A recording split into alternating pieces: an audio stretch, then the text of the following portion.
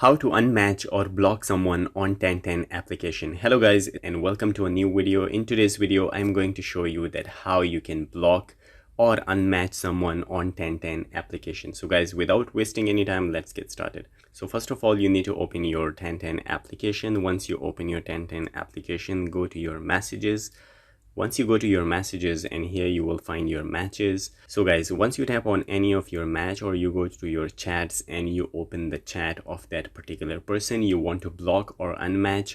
So once you open the chat, you will find that icon, the information icon at the top right corner. So you need to tap on that one. Once you tap on that one, here you can clear chat history, but the next one is unmatch and block that person. So if I tap on unmatch and block that person, they say, are you sure? Tell us what went wrong.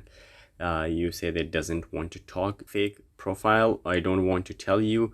You need to just choose one option. So I will just say that don't want to tell you, and then as you can see, it disappeared from the chats and even from the matches here as well.